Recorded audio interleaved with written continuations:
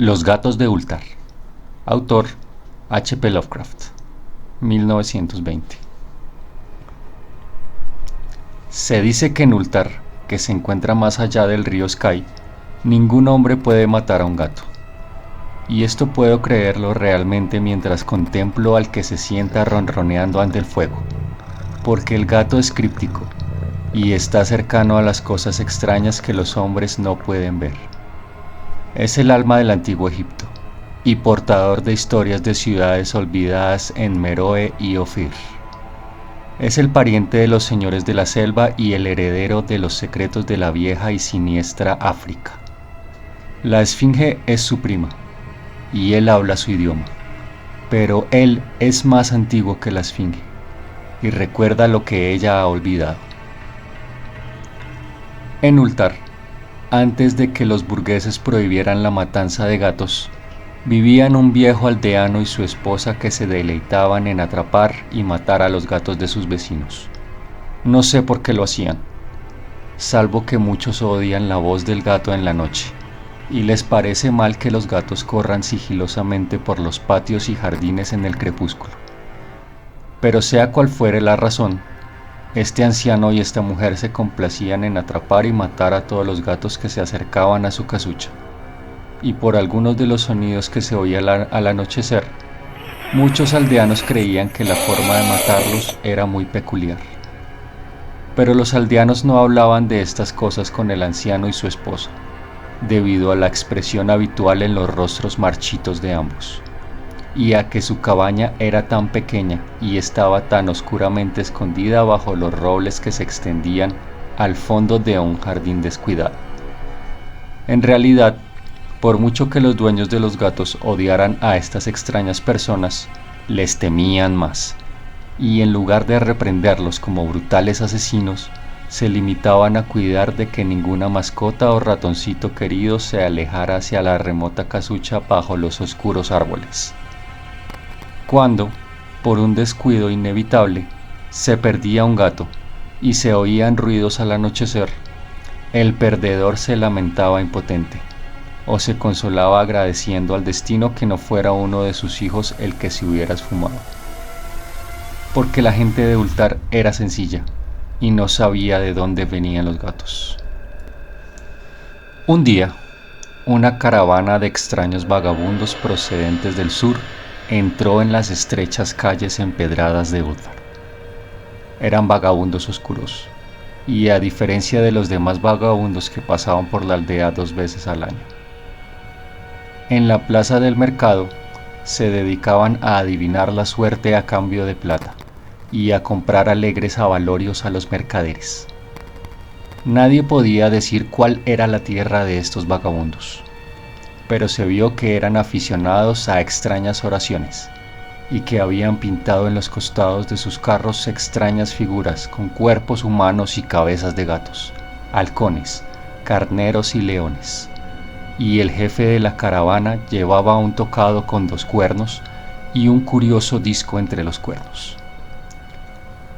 En esta singular caravana había un niño pequeño que no tenía padre ni madre, sino solo un diminuto gatito negro al que cuidar. La peste no había sido benévola con él, pero le había dejado esta pequeña cosa peluda para mitigar su pena. Y cuando uno es muy joven, puede encontrar un gran alivio en las animadas travesuras de un gatito negro.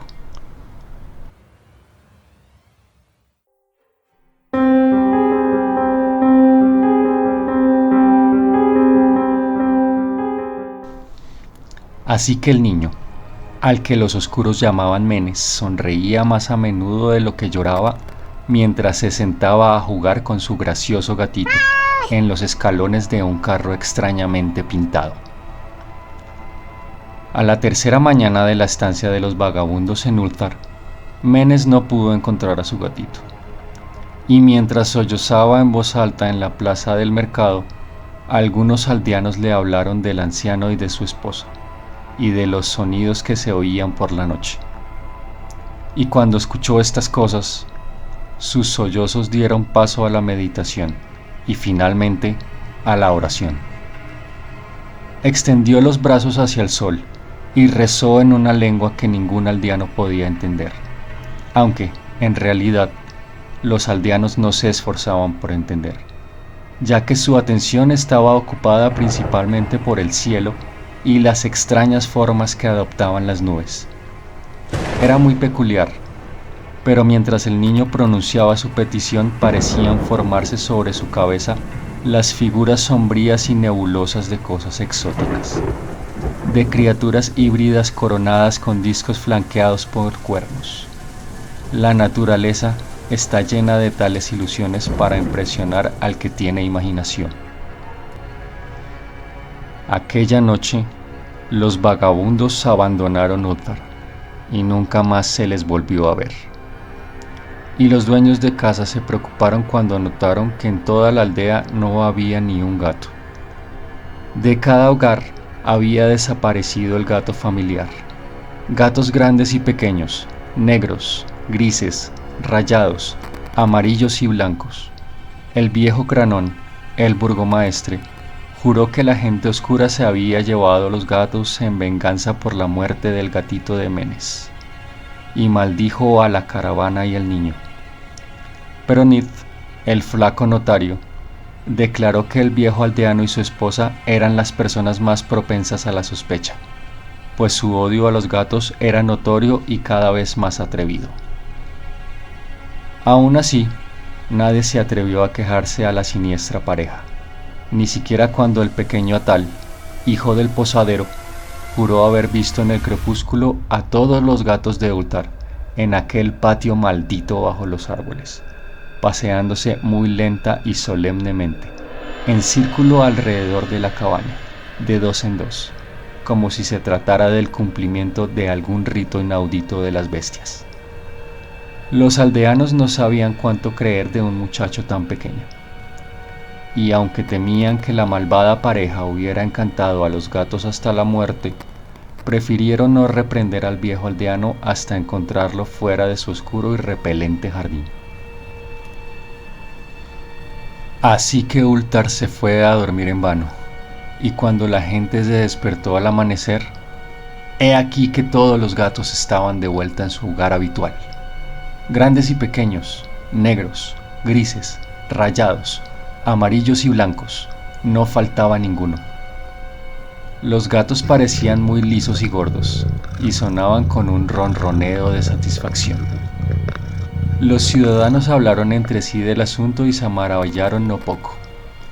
El viejo Cranón volvió a insistir en que había sido la gente oscura la que se los había llevado, ya que los gatos no regresaban vivos de la cabaña del anciano y su esposa.